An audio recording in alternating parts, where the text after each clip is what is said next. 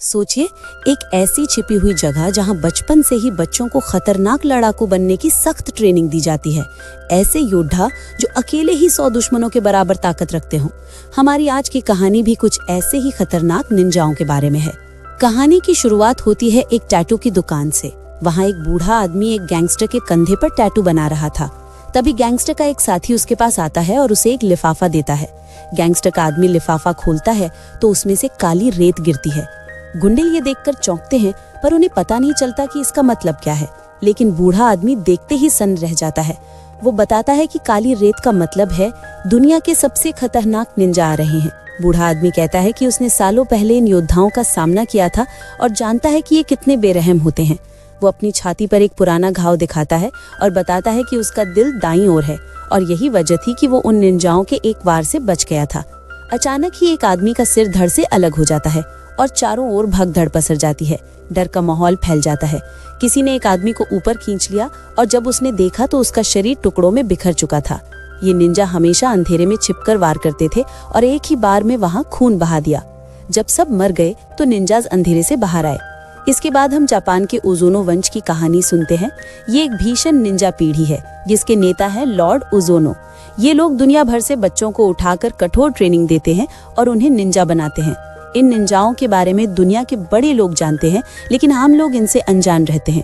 कोई भी इन्हें 100 किलो सोना दे दे तो ये किसी का भी कत्ल करवा देंगे। ओजोनो की पीढ़ी सदियों से छिपकर काम करती आ रही है। कहा जाता है कि रूसी राष्ट्रपति और जापान के प्रधानमंत्री की मौतों के पीछे भी इनका ही हाथ था। एक दिन लॉर्ड ओजोनो ने राइजो नाम का एक बच्चा वहां लाया। उसके माँ बाप ने उसे छोड़ दिया था, इसलिए ओजोनो ने उसे अपने साथ ले लिया।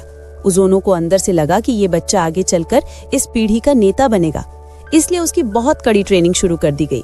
10 साल की उम्र तक राइजो के शरीर पर कई घाव थे जो उसे गलतियों की सजा के तौर पर दिए जाते थे।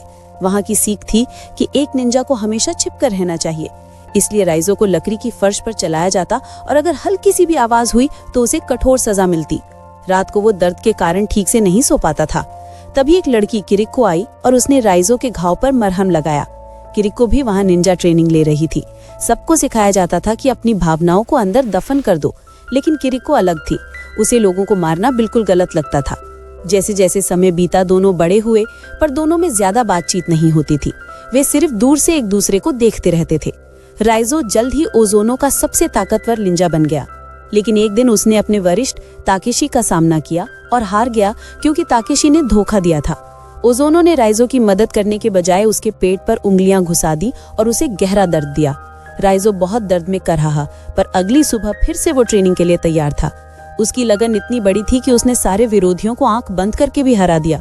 किरिको को वहां की मारपीट अब भी पसंद नहीं थी, लेकिन राइजो अक्सर उसे समझाता था कि अगर किसी को पता चला तो ये लोग तुम्हारा दिल निकाल लेंगे। किरिको ने हल्की मुस्कान के साथ कहा, लेकिन मेरा दिल तो तुम्हारे पास है, तो कोई कैसे निकाल पाएगा।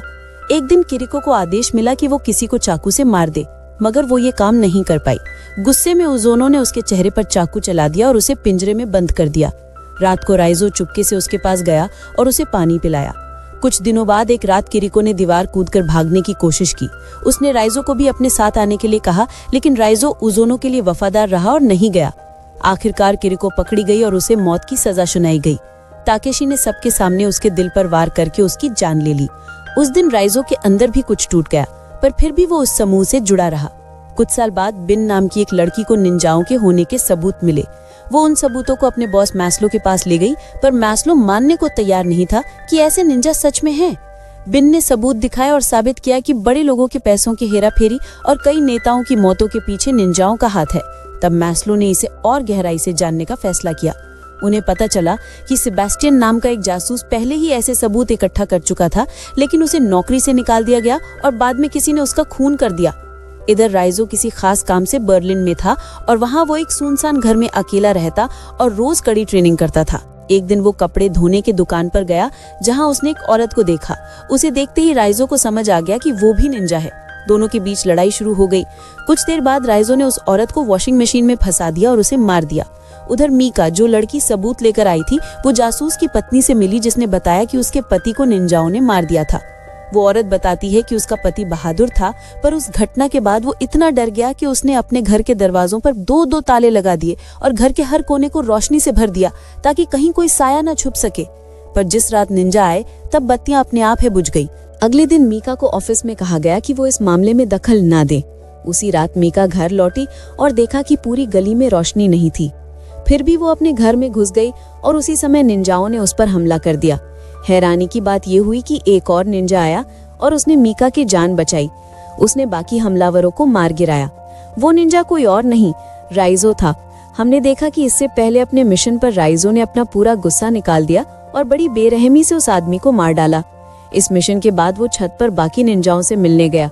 लॉर्ड ओजोन ने कहा कि उसे राइजो पर गर्व है, लेकिन अचानक राइजो ने उस पर हमला कर दिया और उसकी आंख और चेहरा बुरी तरह काट डाला। उसके साथ के निंजा पर हमला करने की वजह से राइजो को छत से नीचे फेंक दिया गया।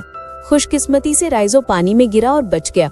उस दिन के बाद से राइजो ने निंजाओं के खिलाफ काम करना शुरू कर दिया और उनके हर मिशन को बिगाड़ दिया।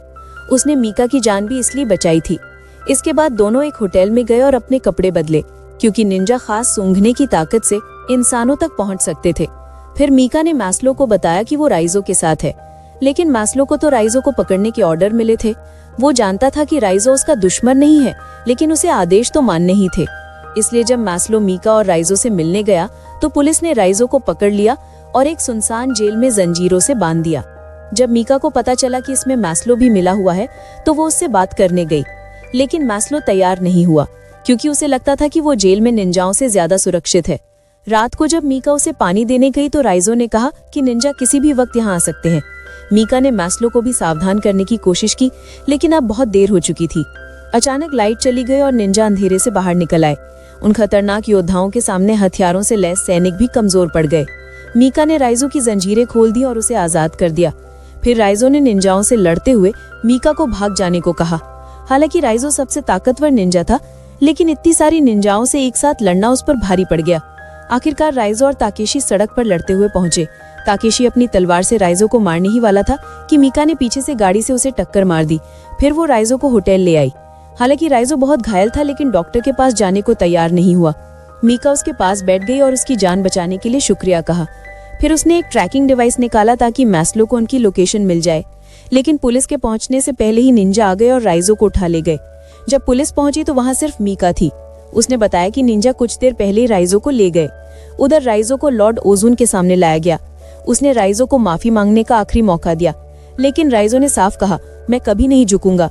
ये सुनकर ओजोन का गुस्सा फूट पड़ा, क्योंकि कुछ साल पहले तक वो सोचता था कि यही लड़का आगे चलकर पूरे कबीले का सरदार बनेगा।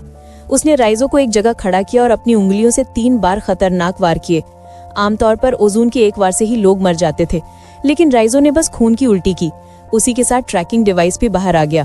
तभी मीका पुलिस की फौज के साथ वहां पहुंची और हमला कर दिया। धमाकों में कई निंजा मारे गए। दोनों तरफ से कई लोग मारे गए। वहीं राइजो को ताकेशी और उसके आदमियों ने घेर लिया। राइजो ने सबको धूल चटा दी और ताकेशी से भिड़ गया। आखिरकार राइजो जीत गया और ताकेशी के शरीर का एक हिस्सा काट डाला। अब बारी थी ओजोन की। वो एक कमरे में आराम से बैठा था जबकि बाहर धमाके हो रहे थे। अचानक ओजोन अंधेरे से निकला और एक ही धक्के से राइजो को हवा में उड़ा दिया। दोनों ने तलवारें निकाली और खून के प्यासे हो गए। ओजोन ने फिर कहा कि वो राइजो का बाप है, उसने ही उसे बचपन से पाला है। लेकिन राइजो ने जवाब दिया कि वो किसी का बेटा नहीं और ओजोन को खत्म करके ही आजाद होगा। फिर दोनों में जबरदस्त लड़ाई हुई। तभी मीका वहां पहुंची, लेकिन मौका देखकर ओजोन ने पीछे से मीका की छाती में तलवार घोंप दी। ये देखकर राइजो को याद आया कि कैसे इन दरिंदों ने उसके बचपन के प्यार किरीको को मार डाला था।